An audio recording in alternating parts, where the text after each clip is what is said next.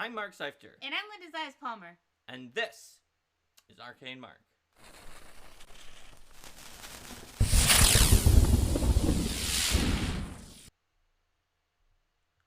Hello, everybody, and welcome to Arcane Mark. We are so glad to see all of you here today, whether you are a regular viewer of our channel or someone who is stopping in today for the first time. You are welcome, and we look forward to seeing all of your ideas here today. That's right. Because today's episode is a Build a Monster workshop.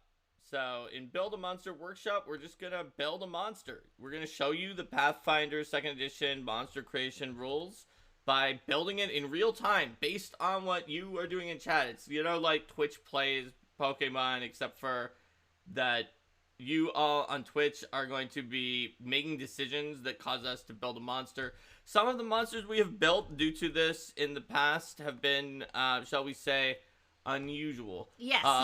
Because chat makes a lot of interesting decisions, but we have built them all. We have put them up on the Discord, which is invite.cc/arcanemark. You can see the deities, monsters, and other things that we've built using the builder rules that are in...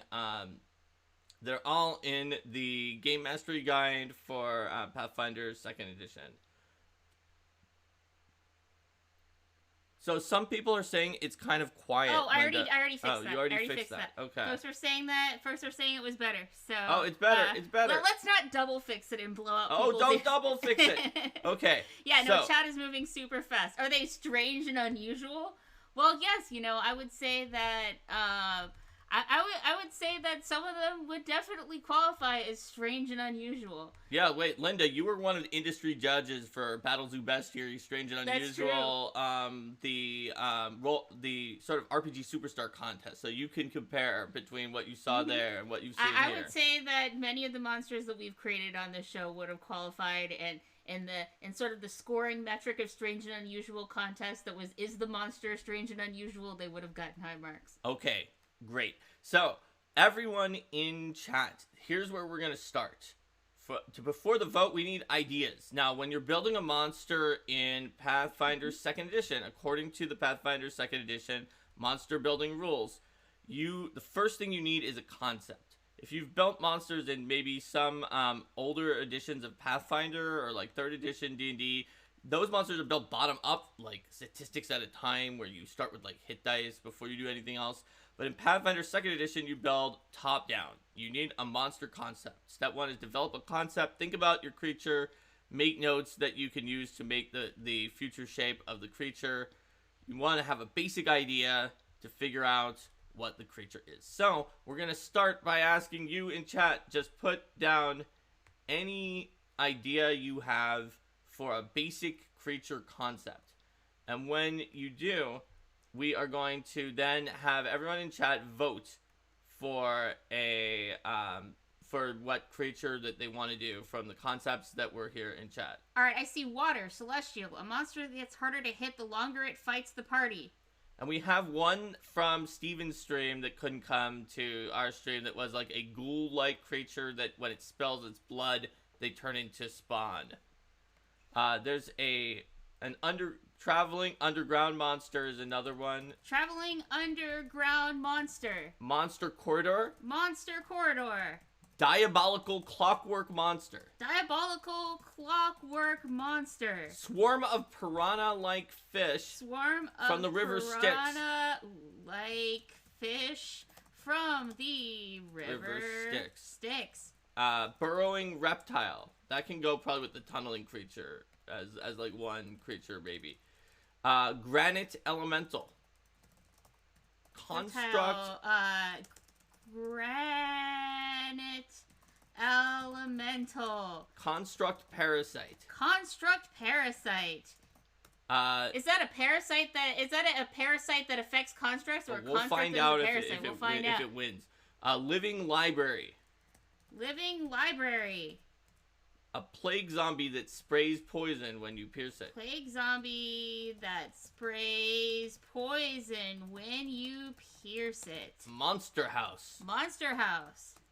A Wild Water Priest. Wild Water Priest. parasite that infects familiars. Parasite that infects familiars. All right, let's see. A mage-type monster that lives in a coastal area. Mage-type monster that lives in a coastal area. I wonder what inspired that one. A creature eating plants from hell. Creature eating plants from hell. We had another one. A creature eating plant from hell. That is from hell. Not a creature that eats hell plants. No, not a creature that eats hell plants. The next one was a creature that takes 25% of your wealth every time it hits you. Jungle monster is after that. Time it hits you. Jungle monster. There's a flying mammoth.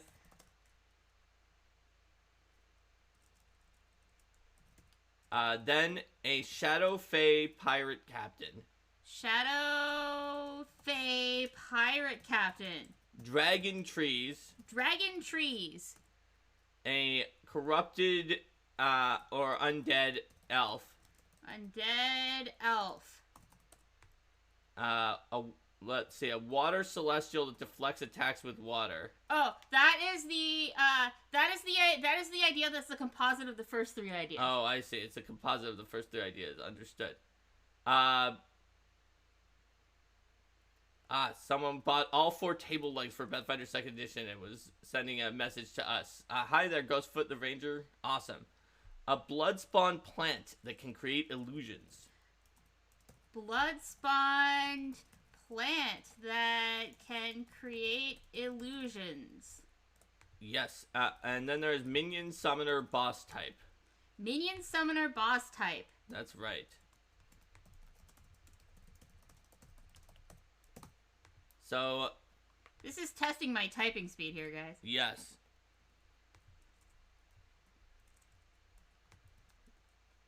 So we now have all of these ideas.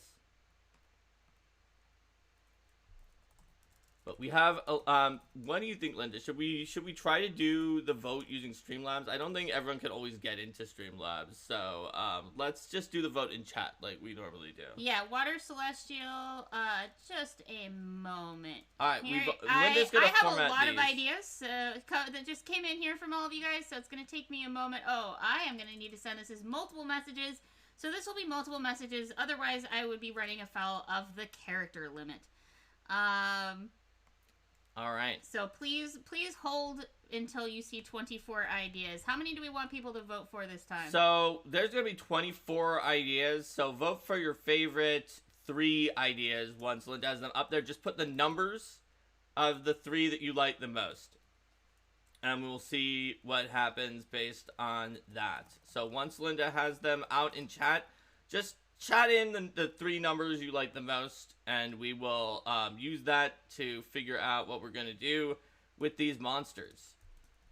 So welcome to new viewers and people as you're coming in. We are going to build a monster. Nth Knight Ashtree says make a survey monkey. I think we could make a survey monkey for this if Linda gives it to me. That's actually maybe easier than using the Streamlabs one because you can just click the survey monkey link. Oh yeah, that is probably easier. Here. So if you send them all to me, I should be able to get them into a survey monkey pretty easily. Okay, I'll send it to you via Discord. All right, so let's do a survey, which is monster concept. Build a monster concept. Linda's going to send me the survey monkey, and we're going to do this. All right, here is your giant list. Okay. Mark. Which 3 concepts do you like most? And then it's going to be, it should be checkboxes. Yeah. Yes, it's checkboxes. And then Linda has sent me the 24 options. So I will see how easy it is to import that into, how smart is SurveyMonkey? Is it going to get them as separate ones on its own, or am I going to have to, I'm going to have to tell it that they're separate. That's okay. So there's 1, 2, 3, Oh, and also, do we have like the? Let's see, 4. Whoa, what happened there? Okay, 4 traveling underground monster, burrowing reptile monster, monster corridor, diabolical clockwork monster, swarm of piranhas from the river Styx, granite elemental, construct parasite, living library, plague zombie that sprays poison when you pierce it. And you guys are all going to see, but it actually is going to take the longest to figure out what monster we want to build in the concept, and actually building it is going to be super fast compared to that, or at least that has been my experience running these streams in the past. Yes, thank monster you. that infects familiars, mage type monster from a coastal area, creature eating plant from hell. If we had enough, or I see a comment, a monkey with clipboards, and if you had enough of them, would they eventually survey the entire works of Shakespeare? I mean, I think they might. Yeah. If you had enough of those monsters. Yeah, they given enough time. Creature that takes 25% of your wealth. Jungle monster, flying mammoth. See, I think that the issue with the creature that takes 25% of your wealth is that it may not be accurate, because it takes 25% of your original amount that you earned. So you could wind up losing much more than 25% of your wealth if you had to spend some of your money on like healing potions and removing curses and stuff, right? Because it takes 25% of the wealth coming in. So you could wind up like in debt from that monster. All right, so I've got all of these in here. I'm going to save this. Then I'm going to do collect responses, and we'll make a, I'm going to send surveys my way. I do things on the wild side. Yeah, you know, one thing with that idea, though, is that, like, one of the principles of designing creatures is that you want to make sure that they're fun to, they're fun to fight against. Okay, everyone. Here it is. It's not super complex. It has literally one question. You're supposed to vote for 3. I think that it actually lets you vote for any amount, but it's okay if you vote for more than 3. But it's probably easier if you vote for 3. And then I will analyze the results. One person has already voted. Way to vote quickly. So yeah, go to the SurveyMonkey link from the chat. It has the very memorable names. SurveyMonkey.com/r/QNWQ8CN. There you go. So with that, you should be able to vote for monsters really easily and not have to do it in chat. And once we have more, we got 21 already. The trends are beginning. I could definitely see which ones are doing well comparatively. I won't say which ones are in the lead. So yes, don't influence the vote. That can influence the vote. Pray I do not influence it further. All right, so let's see if people have said a lot of things while I was creating that SurveyMonkey. That was actually pretty quick. Yeah, it was. Thanks a lot for the suggestion to use SurveyMonkey. In the past, we've just like formatted it in the chat, but this is huge. All right, many people have voted. Let's see if things have changed around based on the. 50 people have voted already. Thank you for voting. Make your voices heard. So there's definitely there's definitely one that's in the lead, and then there's a bunch of other ones that have a very strong showing as well.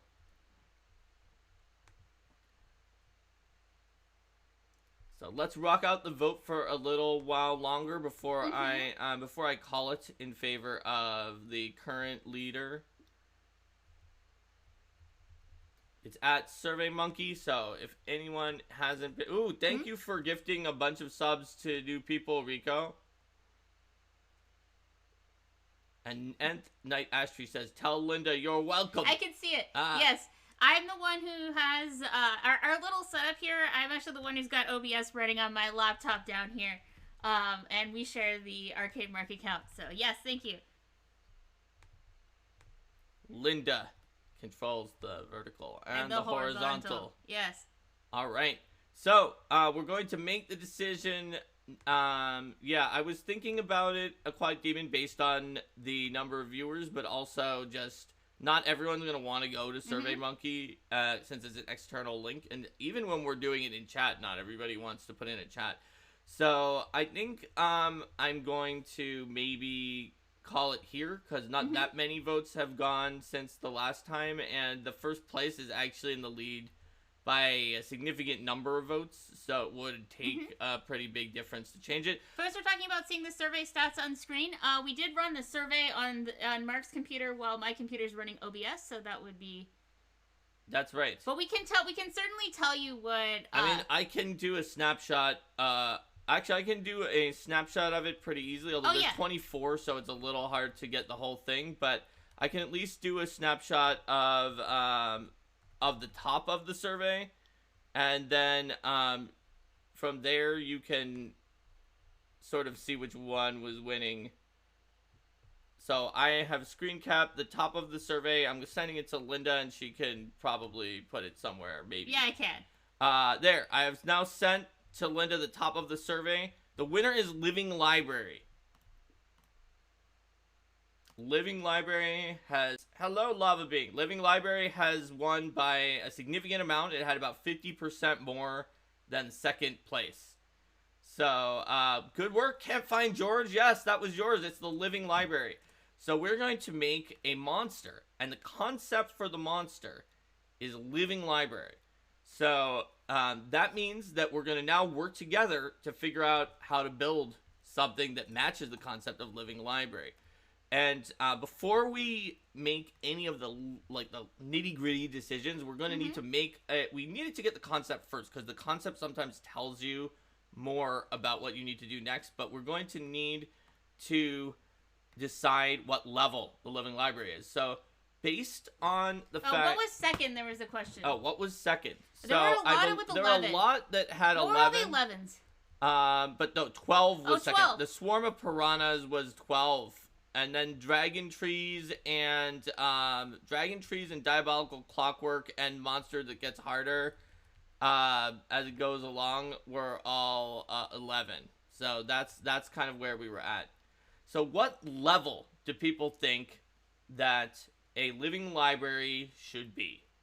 And this is something that probably people can just type in chat. We don't necessarily need to make another SurveyMonkey on it. So people say 10 to 12, 8, 6, 8. Yeah, we just need a good sense of what level it is to figure out what else to do. 16th, 15th, 8. Any other... No, yeah, and Rico pointed out good concepts are the most difficult part. That's totally true. 10 to 12, 13, 11, 7, 12 to 16... 10 to 14, since the books themselves may be level 3 to 5. 12. Alright, so going through these, it looks to me like level 11 is the median here, because there's a lot that were at 8 and 6, especially at the beginning. There's some that are pretty high level. Oh, Linda got the top... Here's a picture of the pole temporarily blocking Mark's face. I am a pole. Look, you can see Living Library 1.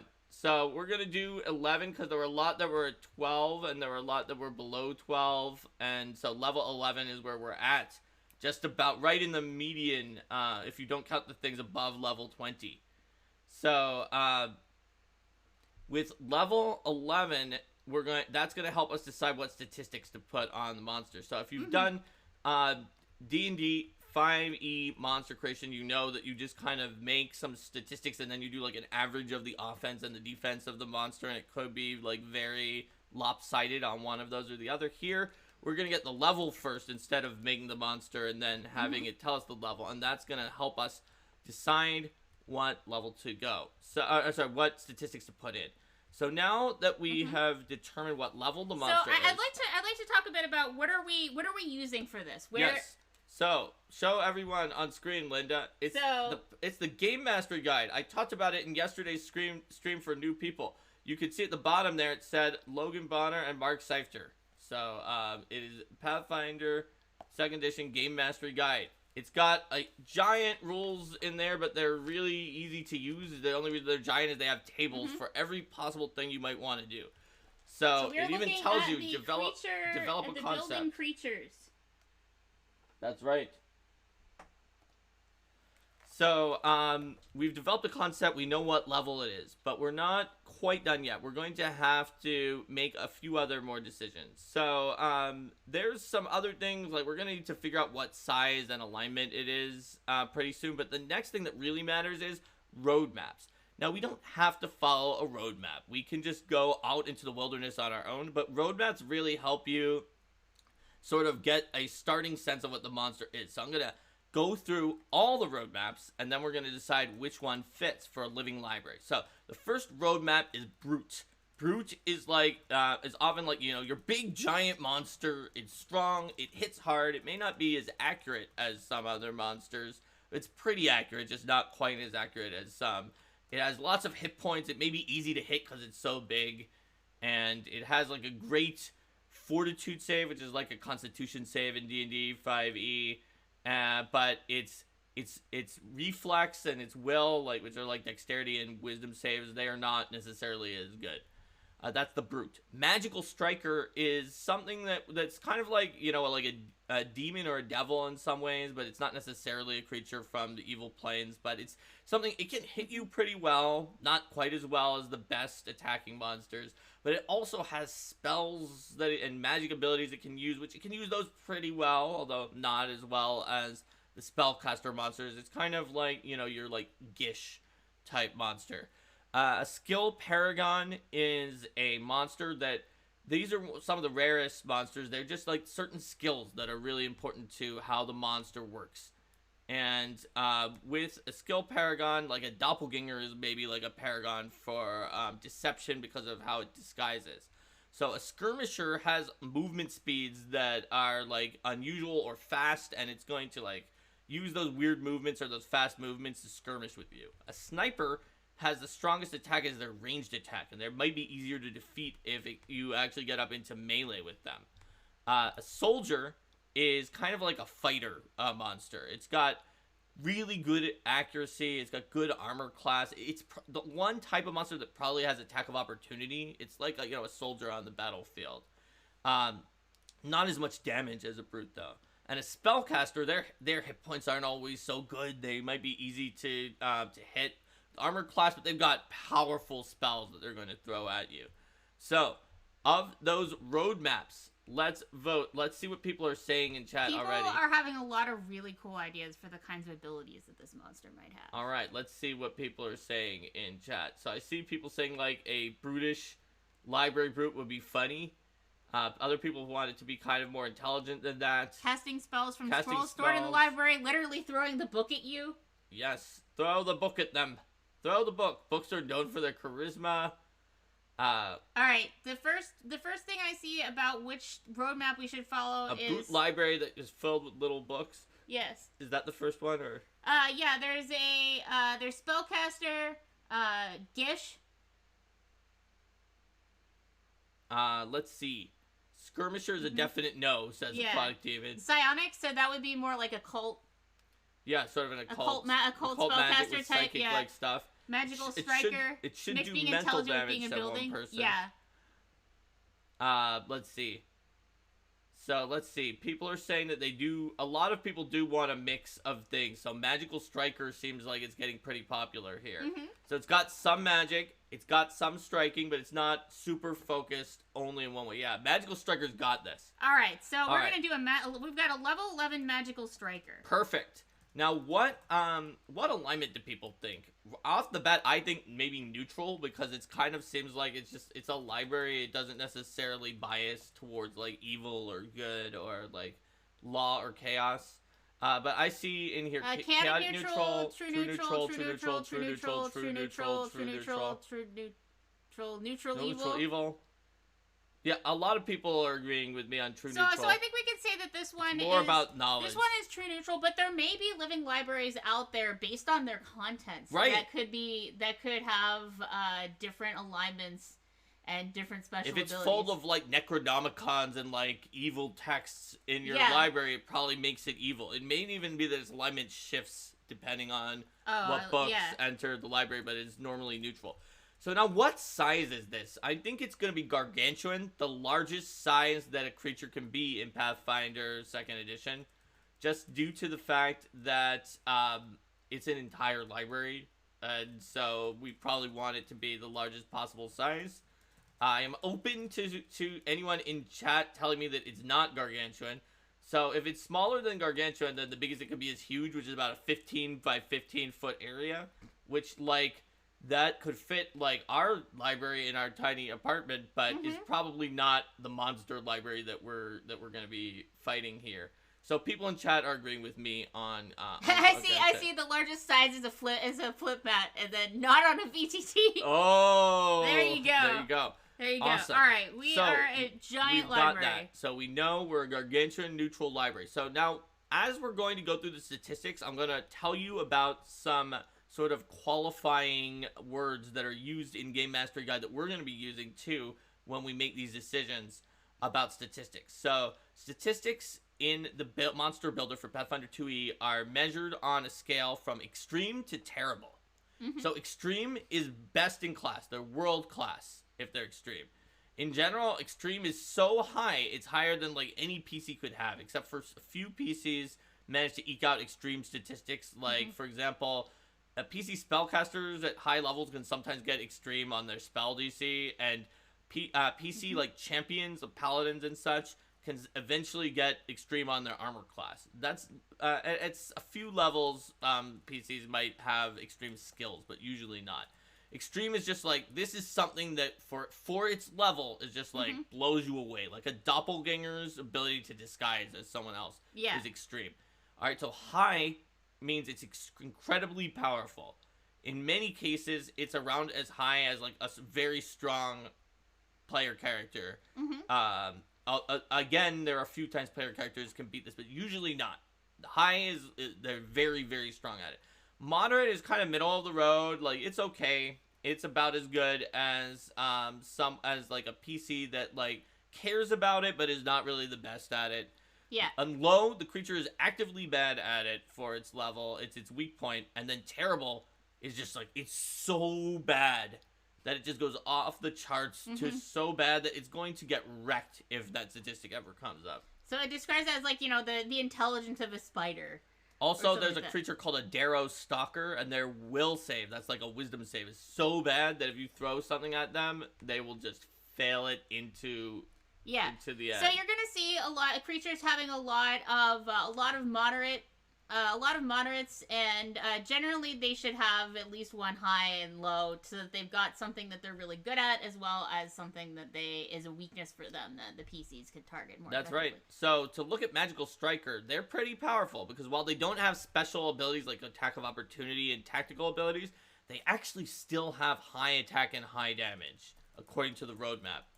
Well, that's what makes them strong. But their magic spell DCs are not necessarily that strong. They're moderate to high. Generally moderate at lower levels and high at like the very highest levels. We're at level 11, so it's probably still around moderate. It might be like a little tiny bit higher. So they're not quite as good with their spells. That's sort of a backup. They then have a scattering of innate spells or a full prepared or spontaneous spells up to half the creature's level -1. So that's going to be up to 5th level spells.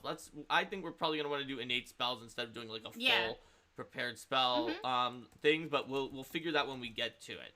So, now, obviously we don't have to follow the roadmap exactly. There's a thing in here about push and pull. Sometimes you raise something and then lower something else. At very, very high levels, you also increase more things to extreme because you're at very, very high levels. But generally with the push and pull, you'll want to be sort of in the same category. So if you're saying, I'm going to make the monster more accurate, then maybe that means the monster does less damage, or vice versa. That's different than 5e. Yeah. Like, you do not want to make a monster where it's like, I'll just lower its accuracy and its damage a lot and raise its armor class and saves, because then you've made a monster that's really boring because it can't do anything, and it's also going to last for a really long time because you raised its defenses. And by the same token, like a monster that has a ton of hit points might have less armor class, and a monster that has a giant armor class might have, or some special resistances and stuff like that, might have fewer hit points. Absolutely. So now we need to figure out the monster's traits, and the first one that we need to know is what is its main type.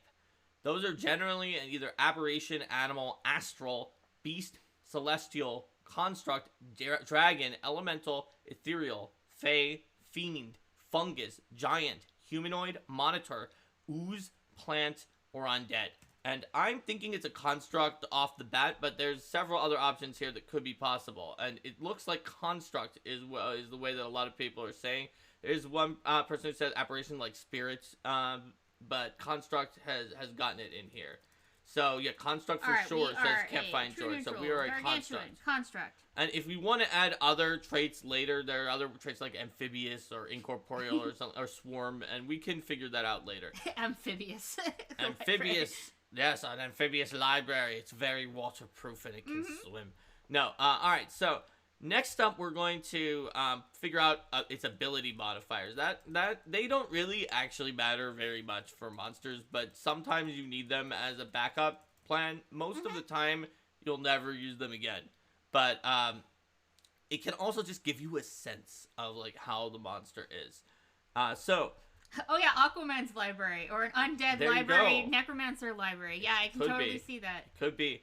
So let's go through the ability scores. Alright, I see a high a call out for let's give it high intelligence. People are saying high intelligence. So yeah, so that would be not an extreme, but high intelligence for level 11 is around +7. So also for monsters, they just use the modifier instead of using the actual ability score for it. That's because all you need is the modifier if you need anything. Ability scores are kind of a sacred cow anyway in the game. So we'll do high intelligence. That's +7. What about strength for this library? Like, does this library fight because it's strong, because it's gargantuan? Or does it have better, like, dexterity? It's for aiming books? I saw people saying in the chat it might not be good at its reflexes and its dexterity because it's a giant library. Oh yeah, so that makes sense. It may have decent strength. TF Gas suggests moderate strength for it because it's got high end and moderate strength. We can do that. Hardcover books should be at least a certain amount of strength. Does it throw heavy books or make paper cuts? Yeah, that's the big question. People are saying middle of the road strength. So let's do that. That's going to be +5 for its strength. All right, its constitution seems like it would be pretty high because it's a giant library. It's got all those books in there. It may even have a constitution from some country like nestled in the books somewhere. So maybe +6 in between high and moderate. Let's see if chat thinks that it has good. Oh, people are saying very high for constitution. So let's do +7 then. All right. So what about dexterity? So it's a library. Obviously, it can shift the books around. It's gonna be able to dodge you somewhat, but its dexterity is gonna be low. Folks are talking about like how can it even move? Yeah, when we get to its movement speed, it might not even be able to. So we're gonna do +3. Yeah. It's high level. It's got a lot of books. It can shift them around, but it's +3. Low dexterity. Low for its level. No running in the library. People are saying to do terrible dexterity, that it could be even lower than that. So yeah, let's make it terrible. Let's make it +0. +0, terrible That's so dexterity, bad. So bad. Nothing at level 11 is gonna have that except like a full plate wearing champion or something like that. It makes sense. Yeah, welcome, Yvonne. No running in the library. Is what Yvonne has added there. That's a good point. So that'll probably mean it needs to be slow. So we are down to wisdom and charisma. So someone earlier said that libraries are known to have high charisma, which I'm not sure where that comes from. But we need to think about its wisdom and charisma. I feel like its wisdom might be moderate, but I think its charisma is actually low. But I do know that someone in chat said that libraries would have high charisma. So that's what my guess is. Let's see what everyone else thinks about wisdom and charisma. Aquatic Demon also is agreeing wisdom better than charisma. And since intelligence is high, yeah, people are saying wisdom moderate, charisma low. Alright, let's do it then. Oh, don't judge a book by its cover. That's why they were saying it about the charisma. Oh my goodness. That's what it is. Alright, so we're gonna do +5 for wisdom and +3 for charisma. Brilliant. Alright. So we have all the abilities. It has +7. It is. It's so smart. By the way, we're gonna put this up on our Discord when it's done. Tiny.cc/arcademark. That's where we publish everything. All of these monsters are published under the OGL 1.0A. which is at the top of that Discord channel. You can find the OGL 1.0A because these are OGL monsters. So you can use them in your game. They are OGL 1.0A. So, all right. Now that we have those ability scores, that's going to kind of help us. We didn't need them a lot, but it's going to help us sort of make some of the subsidiary decisions. Because some of these roadmaps, if we had looked at them, they would have been like, oh, let me tell you all about all of these statistics. Because some of them care about things like your speed or your saves. But you may have noticed Magical Striker didn't give us any guidance. Now, on default, that means you're generally probably moderate-ish on average in the remaining things. But now that we know our ability scores, we can use those to help decide. So we're going to look at perception. Perception is not a skill in Pathfinder 2nd Edition. It's its own separate statistic that is just called perception, and that is really, really important in the game. So we know we have a moderate wisdom of +5. That probably means we might have a moderate perception. Perception, among the things that perception is very important for, is it's sort of the default for your initiative. That's right. In Pathfinder 2nd Edition, the initiative you roll in combat is based on what you were doing before the fight happened. So if you Kool-Aid Man through the wall, you would use athletics to go for initiative. Whereas if you were talking to someone and you were sneakily deceiving them because you were getting into a spot to stab them, you could use deception for initiative. But normally you use perception. So, Nin the Noodle says it might be higher than we think because it would need to know everyone who's in the library. It should be able to sense creatures in the library, and it may have a... Graham Johnson says it may have a thought sense ability, that allows it to sense creatures based on their intelligence, based on their mind. I agree with that. That all makes sense. So maybe it's actually slightly higher. So a moderate perception is 21. Maybe it's got 23, which is slightly below high. So not quite high. Because people are saying maybe it has a pretty good perception. Sounds good. So, so let's give it a thought sense for sure. All right, we're giving it a thought sense. So, if this thought sense, what range do we want on this? Okay, so now in Pathfinder, you decide whether the sense is precise or imprecise. So precise means it knows exactly where you are. It's basically like vision. It can target you normally. Whereas imprecise is like, okay, I know basically what square you're in, but you're kind of still invisible to me. So people are saying it's precise, and it probably is, or some people are saying imprecise. Oh, some people are saying precise but no vision, that it only senses you based on thought sense. It's actually, there's actually a lot for precise and for imprecise. And Fullback said what I was going to say, which is maybe that it's precise when you're inside the library. And Eater of Worlds says it seems likely that it would have it would be really good at initiative. So, putting it as close to high on initiative would definitely help. So, range including the spaces the library is in, and Ninja Slayer is wondering. So, generally for a sense, it starts from you and then goes outward from that. So, we can also describe its thought sense as saying that it happens within the library, for example. So when I think gathering all these together, we have kind of an imprecise thought sense that goes out, but then if you are sharing squares with this library, then it's precise at that point. Also, Yvonne said maybe it has precise hearing because it's quiet in the library. All right.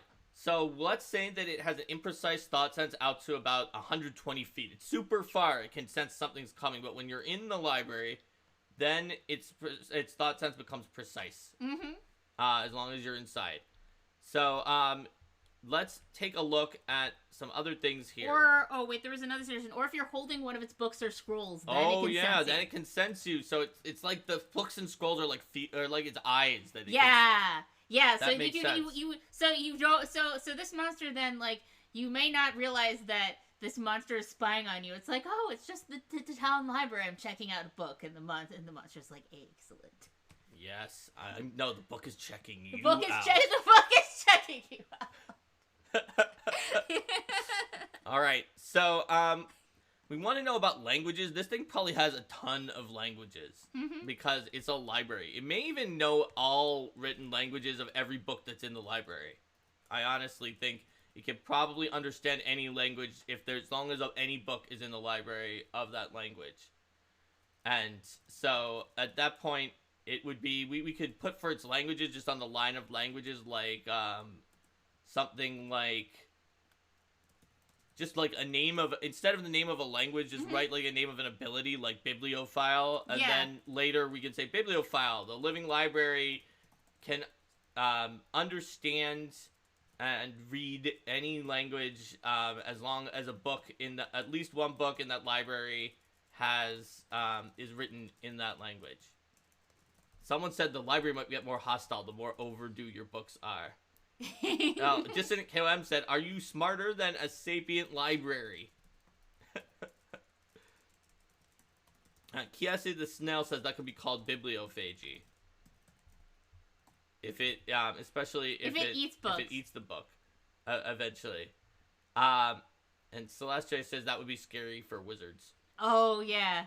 And Kitty Maverick says, I sometimes cheat and just write tongues in the spell for languages. I mean, you can. That's not cheating. Yeah. That's a normal thing. That's totally legit. I was just thinking that since tongues is talking and hearing, but it can actually read and understand, it's more like comprehend language, but that it's specifically for books. So that's why I was thinking to put a separate ability name, because if it can't understand everything, but only what's in the library, it's a little bit different. All right, so now let's talk about skills. So we want to look at what skills actually are in the game. So I'm going to read all of the skills. And anytime I read a skill that you think this library should have, just let us know. And then we will decide how good it is at those skills after that. So here are all of the skills in Pathfinder 2nd Edition. So, acrobatics, no. Arcana, well, I think maybe. We'll see what people say in chat. Athletics, actually maybe, because it's pretty strong. Crafting, maybe. Deception. Arcana best, yes. Arcana, yes. Arcana. All right, okay. Everybody wants Arcana. So Linda, you keep track of which one people like. Deception, Diplomacy, I don't think so, but I mean, it's better than acrobatics. Intimidation. Lore. So lore is a skill that you put like another word in front of the lore. Library lore is a type of lore. I really, really, really, really think that this has extreme library lore. It will take a lot to convince me that it does not have extreme library lore. Medicine. Hold on. The chat is flooded with people saying library lore. Okay. Yes, everyone is saying the library lore should be huge. Some people are saying that maybe it could even have like a lore master lore. I'm also seeing some deception in terms of like ability to hide that it's a living library. So that could either be deception, or it could be an ability like gargoyles have, where they kind of like they get a really, really high result to not be seen as a monster, but you can still see that there's a library there until it attacks. So we could use one or both of those. So that's a good point. Medicine is the next skill. Nature. Occultism, that's kind of living library-ish. Performance is the next one after that. Religion. Society, that means that you know about, like, so the gargoyle's ability for sure. Okay, occult. Society means you know about, like, nobility and, like, people in like, not necessarily geography, but, like, sociology and, like, the way that people work in an area. It's got those kind of like old school knowledge, local knowledge, history type situations. History is in society. I feel like society because it has history. But we'll see. Stealth. I really, really don't think it has stealth. Survival. I really don't think it could survive out in the wilderness. And then thievery is the last skill in the game. So I also saw athletics to defend against combat maneuvers. And a little bit of crafting. Okay. Probably for, I think that makes a lot of sense. Book repairs, Because book repairs, how are you going to fix the books over time? It should be able to mend its own books in case, otherwise it's going to have to get someone to come in there and do that, and it seems like it doesn't like to do that. Some people are saying it might have a little bit of thievery in case it wants to steal people's books to add them to the library. So I'm good with that. So, Linda, do you have down people's ideas, and did you get a good sense of whether they should be high, moderate, or low from the chat? Or let's see, there's also a lore master type lore skill to add, rather than every skill that could be used for recall knowledge, or every skill that could be used for recall knowledge type stuff was being mentioned. Like a lore master universal lore type thing could be useful for it. Don't think we care about society. Whether it depends on the library itself. Because the library could feasibly have anything that could be in a book in a library. So yeah, I think that I see what Rico's point, but there are potentially reasons to have some of those other skills separately, other than for the lore part of them, because like for instance, Arcana could also sometimes also do other things like identify magic that you might not be able to do with a lore master lore. But I definitely would say if we were going to give them literally every skill that can recall knowledge just to do that, that it's easier to give them a lore master skill at that point. Oh yeah, Rico says yeah, but instead of putting in nature and religion and some of those. Yeah, for society, I guess it would depend on whether you think it could like create forge documents. I actually think it might be able to forge documents, and that I believe is a use of society. Yeah, it is. Is to forge documents, but you're right for nature and religion. It could be easier to just give it a lore master. Yeah, it can create forgeries if it has society. That's basically the only thing that matters, or I guess deciphering writing. Yeah, it should probably have society for decipher writing. So let's not give it religion and nature, but as people suggested, we'll give it a lore master lore, but we'll make its lore master lore not as good as its library lore. Maybe its lore master lore is like that works for any kind of lore, and we can describe that below, that works for any kind of knowledge. Maybe that one is only plus 21 moderate. But maybe its Arcana and occultism and society are high, plus 23, and its library lore is extreme, plus 26. Library, okay? It's a library. It knows all about libraries. What other skills did we have in there? There was an athletics to defend against combat maneuvers. Okay. So that makes sense. Maybe we'll put that 20. That's between moderate and low. And, a little bit of crafting. Okay. They said a little bit. Maybe that's gonna be plus. I mean, it's very, very intelligent. So maybe that's still plus 21 moderate. Yeah, what about... Its intelligence is so high that that's actually not very high for it. And what about society? Oh, that's probably plus 23, just like Arcana and occultism. Because that has, like, deciphering things and making forgeries. Let's go with that. Rico points out, yeah, that was the equivalent of trained for crafting. Yeah, pretty much, with a plus 1 bonus, which... item bonus or something, which you would think it has good enough books in there to help it out. All right.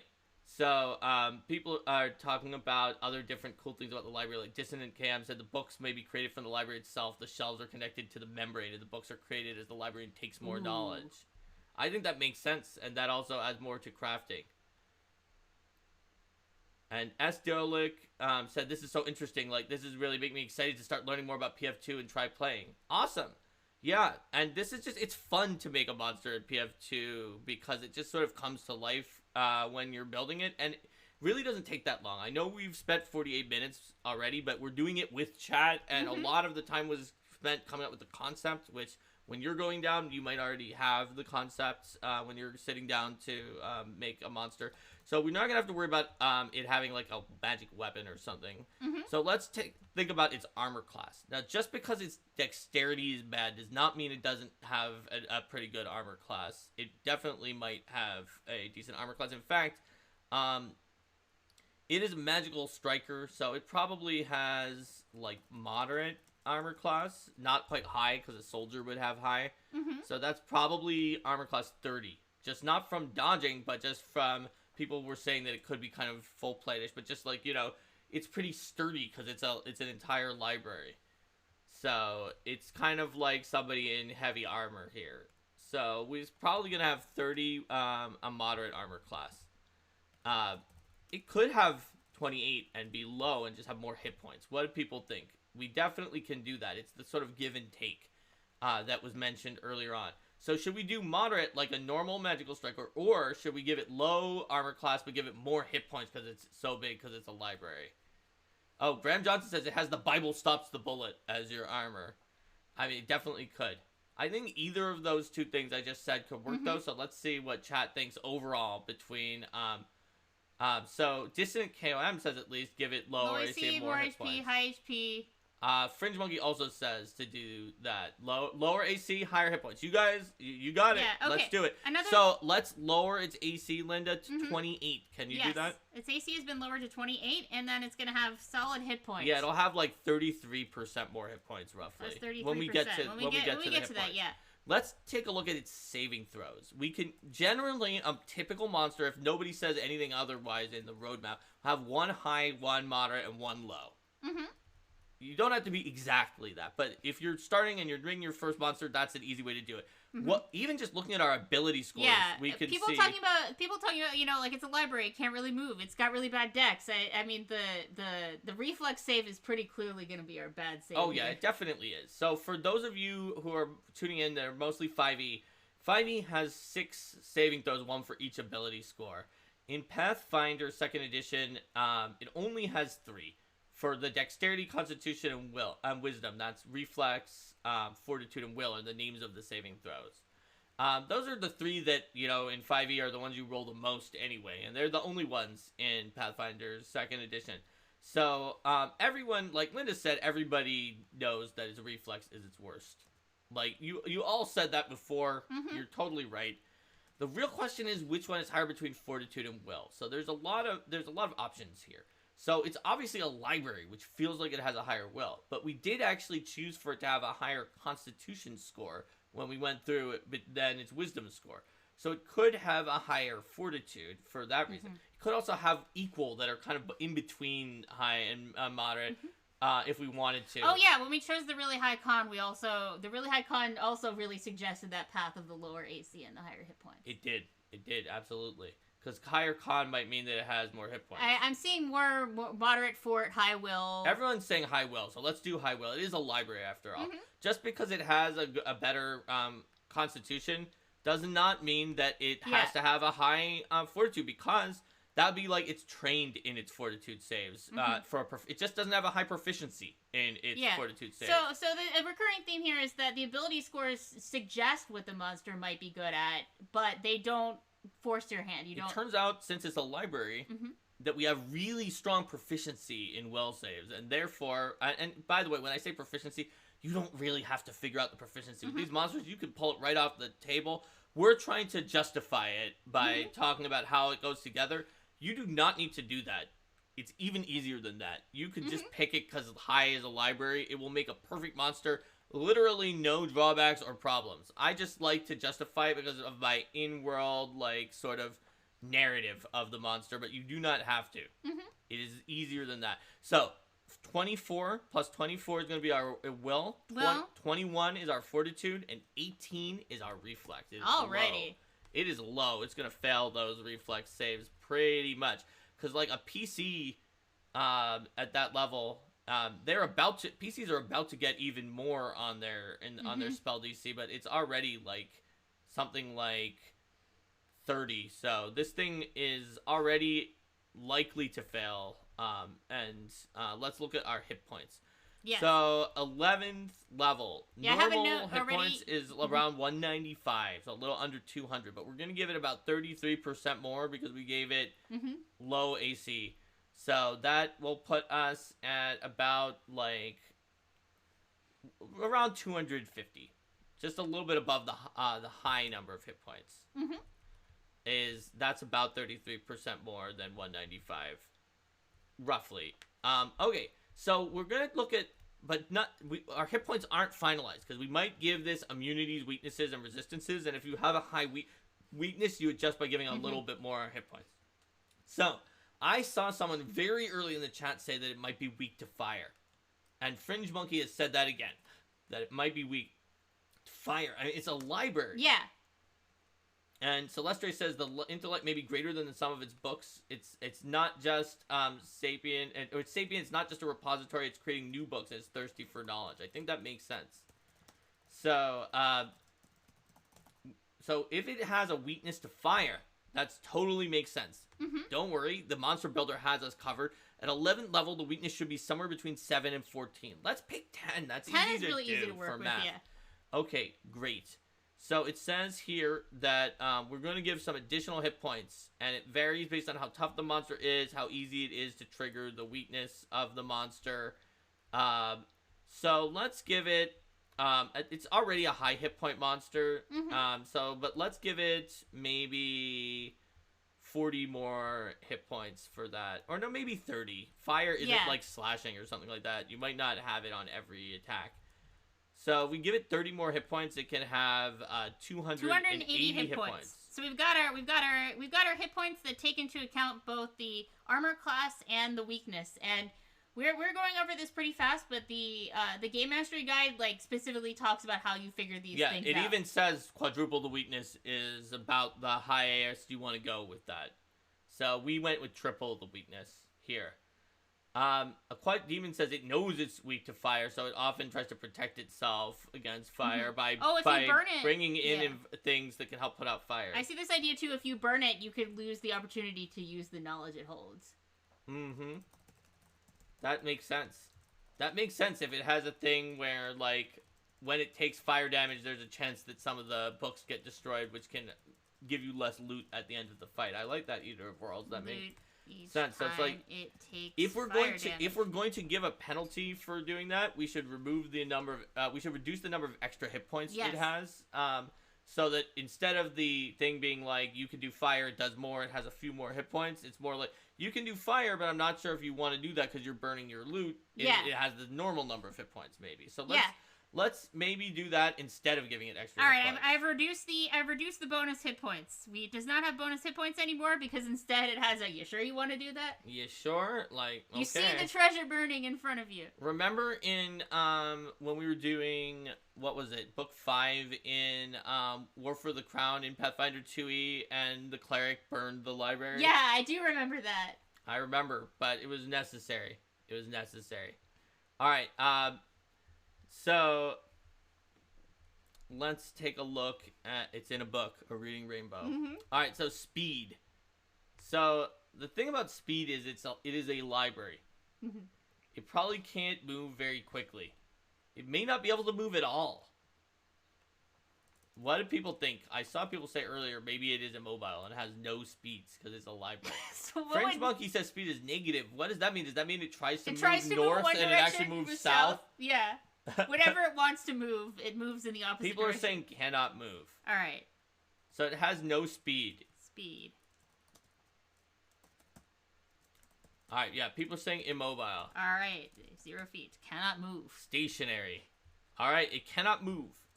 That's definitely a drawback that it has. So the fact that it can't move, I think that we may want to give it some consideration for this because that means it's very kiteable, and the PCs can just leave the library. Mm-hmm.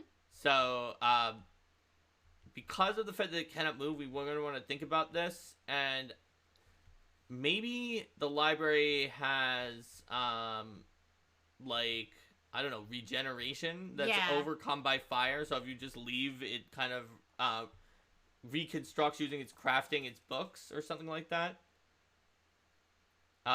And people were pointing out that since it is literally a library, it's probably immune to being tripped. Yeah. That's likely true. And Eater of Worlds says it would be pretty much impossible to damage it from the outside because you're out of the room. So definitely true, but you still could potentially kite it by like attacking it and then running out of the library, or if it can't attack at ranged, or attacking it until you were low and the library was somewhat hurt, and then just leaving, healing up, coming back, and attacking it again. So regeneration helps with that. Oh, there's another one. Rearrange the shelves to make a library labyrinth. Move its insides. A labyrinth. Yes, that's pretty cool. We should definitely give that as a special ability for it. Because we're getting close to the special, but there's so many great ideas here, and I can't grab all of them. So let's do on this library that it has regeneration 10 that's overcome by fire. Yes. So yes, you're gonna have to burn it a little at the end to finish it off, or it will regenerate. Maybe the books are trapped because the loot books, if they still exist, the library can just sort of start reforming itself in your library room, starting from the books that you looted. Oh yeah, because I can see through those books too. Right, so because like can see through them. It slowly. So if you didn't burn it, then like a lich or a grave knight, it just sort of reforms itself around your library. Now becomes the next library because of the fact that and it starts absorbing some of your books into it after that point. Which might suggest to me, if we do that since the loot is not actually a good loot, that maybe we should actually give it the 30 hit points. Oh, but we give it regeneration. Give it 20 hit points. All right, so let's figure out what its basic strikes are. That's like basic attacks. So obviously, it seems like it has an ability that is like quote melee, but like its reach is anywhere within the library, like which is actually kind of a reach of 0 feet if you think about it, because people are encountering this thing inside of you're going to be inside of its space.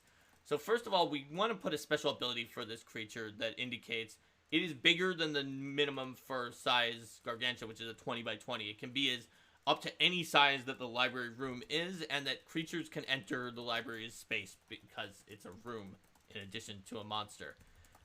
So its strike is probably just like flinging a book at you, I think we or hitting you get with a shelf. Throwing the book. Yeah, people are saying throwing the Pathfinder core rulebook, in fact. But it doesn't have to literally be the Pathfinder core rulebook, but yes, exactly. It's going to be throwing books at you. It's roughly...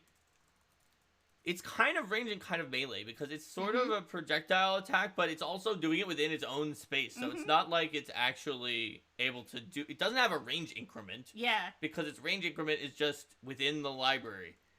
So I think it's going to be one of those funky melee attacks, like the Warsworn, which is a gigantic undead in Pathfinder for 5e players that's like made up of 1,000 bodies from a battlefield that just turn into this giant monster, and they can like make a melee attack with flying swords that fly around everywhere that they're technically like latched onto telekinetically. Yeah. It's technically melee, but it has like 100-foot reach. So this is probably technically melee since it's just using it with inside of its own body area, but is and even doesn't have any reach. It can attack anyone in the room. We know that it's going to have high attack and high damage from our Magical Striker roadmap. That's a plus 24 to hit, and our damage is going to be high. So high damage would be something roughly in the realm of 2d12 plus 15. What's our strength? Our strength is plus 5. Okay, so we have so 2d12 15 is not bad for that. We can do 2d12 plus 15. I think that kind of fits. And well, so I feel like then when we're talking about throwing the book at someone, this sounds to me like it's gonna be bludgeoning damage because you're just smacking them with the book, as opposed to like the flurry of paper cuts idea that folks were talking about before. I think so, and then it can also be also handle if you're going to like slam into them with a shelf. You can slam into them with a shelf or throw the books at people. Can't Find George points out that maybe the book one is still theoretically a range attack since it's leaving the shelf and flying at you. The trouble is that it has a 0-foot range increment. This is already very weird because it attacks you inside its own body. It's a little bit different than most things. I just want to point out most creatures are going to be much simpler to create than what's like. Let's make a library that attacks you while you're inside of it. We're making an incredibly complicated creature even by Pathfinder 2e standards. Pathfinder 2e monsters have a lot of cool stuff, but the one we're making is very complex. But could it magically repel books outside of its body? Like, the problem is that as we're describing it, its body is the room, so there's going to be like a wall. Yeah. Oh, but people are saying, like, what if it can shoot the books? Like, what if the door is open? Yeah. Okay, I buy it. I buy it. If the door is open, it probably can throw the book out of the door. So maybe it is a ranged attack with a 120-foot range. That's the range of its imprecise thought sense. Oh, yeah. And it can attack with the book. It can throw the book out. And people are mentioning there could be some special moves that it has. So let's give it a special move that's called Bookstorm. It takes 2 of its 3 actions to do this, and it makes a cone of just books flying off the shelves, including some books with magic in them. People are saying in chat, so that it chooses between fire, cold, or electricity. And then it's going to deal. Let me quickly look at how much damage these kind of things are supposed to do. There's also a table for this. So a special ability like this, we're gonna say can only use it, and it has to wait 1d4 rounds like a breath weapon. So that's gonna be, it'll do 6d6 bludgeoning damage and 6d6 damage of the chosen damage type from magical books that just come out in a cone of books and magic that shoot out at people. So, it can use that every 1d4 rounds. All right. So people are saying one of its innate spells should be silence because Yes. be quiet in the So library. I also saw earlier someone talking about being able to use Mage Hand once for every book. Mage Hand is the kind of thing that as a cantrip you could just you can use, spam it. spam it over and over again. So first of all, let's just quickly put in it has a spell DC that's gonna be. We thought it was gonna be like between high and moderate, maybe one above moderate. So 28 is its DC. Actually, let me think about that. Its intelligence is a little high for that. Its intelligence is a little high for that, actually. The problem is, it might wind up with a high DC, which is on the high end for a Magical Striker just because of how high its int is. But I guess we have to. We don't really have to, actually. We can pick whatever we want. But I like the in-world narrative in my head, so we're going to have to give it 30, the highest spell DC. In exchange, we might just not give it the most Powerful combat spells, powerful spells in here. So we've got silence. Let's even do a 4th level silence so you can center it around someone. Oh yeah, you in particular, be quiet. All right. Fringe Monkey says like a don't run in the library, so maybe we can use lose the path, whereas a reaction when people are trying to run in the library it, like kind of slows you down or moves you in a different direction. Don't run in the library. AKA add lose the path to its list of innate spells. So it's innate spells, lose silence. The path. We've got lose the path. It's the opposite of find the path. It's lose the path is a reaction that screws up their movement. So we've got Mage Hand. It needs to be able to move things in the library. Probably, we probably also have Mending as well to be able to like mend. Oh yeah, stuff. for like quick fixes. For fixes. So we probably have Mending. Let's see what else people are saying in here.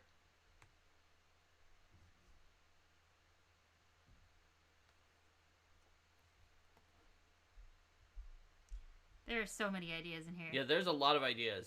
I kind of like the idea where it can do psychic damage when you burn its books. That like only after you burn the books. But I do think that we should probably decide between that and the Storm of Books that does the elements, because it may not want to have two like AoE cone attacks that are separate. But I like that a lot too. So if people in chat want, we can replace one cone with the other cone, because that's pretty cool as well. But that psychic damage idea could also it also wouldn't have to be a cone. Like there could be another way to do that's true mental damage to maybe people. It just deals mental damage, a smaller amount of mental damage to everyone in the library, as it psychically screams when you deal the fire damage. All right, so we're gonna keep the book storms because people are saying they love it, but we're just gonna give it a reaction. It'll be a little lower amount of damage. A reaction, anytime that it takes fire damage, it's called Scream of Lost Knowledge. That's what awesome. That's great name. And it's going to do a pretty small amount of mental damage to everyone in the library with a basic will save. So what's a basic will save? By the way, the Storm of Books had a basic reflex save. The basic save just means that you take half damage on a success, full damage on a failure, double damage if you critically fail, and no damage if you critically succeed. So what are going to be the DCs for the Scream? For the Scream and the Storm. Let's just do 30 for the Scream and the Storm. Yeah, the same as its spells. Yeah, per standard baseline DC. So does anyone have some other spells that you want to put in? There was an idea there that the reason that you take that damage is that the knowledge that's being lost rushes into your mind. That makes sense too, and it is mental damage after all.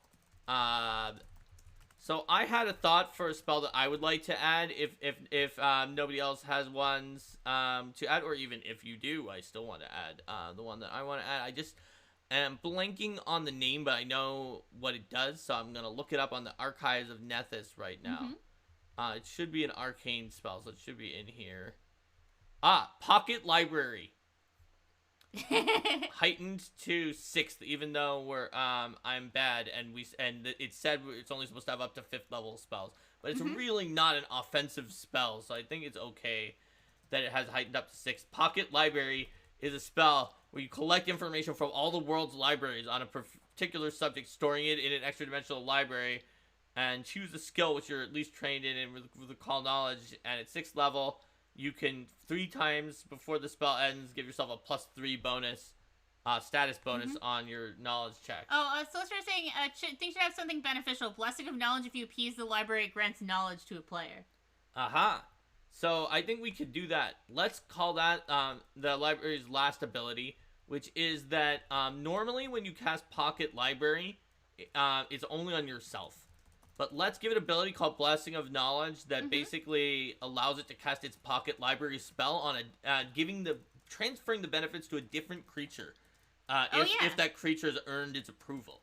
Like if you take its book to your library and it goes in there and you treat the library well and it notices that, it's like, I shouldn't kill Linda. She just keeps bringing books to me. That's just biting the hand that feeds me. No way. And then decides to help you out. It can cast its 6th level Pocket Library on you and give you 3 times per day plus 3 status bonus on your knowledge checks. So we're gonna add that in there. So if you people are saying if you add to the library, because it's neutral, it's not evil. It might, if you could befriend it. It gives you a reason to try to use diplomacy to make friends with the library. I think that is a good place to stop with, because it does have a lot of special abilities. If there's 1 or 2 more spells in chat, we can still look to see that. Quiet Demon, once this is finished, I'm gonna take a little time to clean up the stat block from ideas into more traditional format, and I'm gonna post it on the Arcane Mark Discord at tiny.cc/arcanemark in the workshops channel. So if you go to tiny.cc/arcanemark, it's a Discord. It's going to go up in there. You will have the cleaned up version. You can just throw it into your Pathfinder 2nd edition game, and it's going to be great. So thanks for joining us. We built a monster it took an hour and 10 minutes. That is not that long considering that we had so many ideas. We voted for, I think the first 20 minutes to figure out the concept. Do not corrupt it by giving it the Necronomicon. Yes, do not do it. Do not. It will become evil. Be nice to your library friend. So, Ninja Noodle said that was pretty fast. Yeah, especially considering how complicated the monster is. And that was just I didn't use special knowledge from being one of the creators of Pathfinder 2nd edition. I literally just used the rules from the Game Mastery Guide. Now, disclaimer.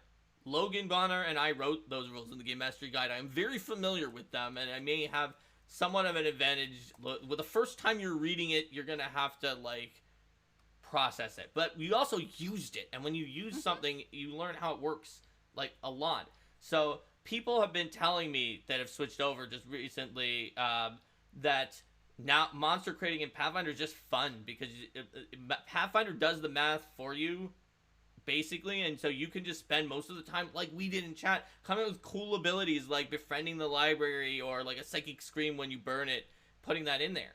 If you looked at Pathfinder 2nd Edition's monsters, look at the owlbear compared to the 5e owlbear. It has all sorts of weird cool abilities, it has a screeching hoot, and then charges forward, and all sorts of abilities.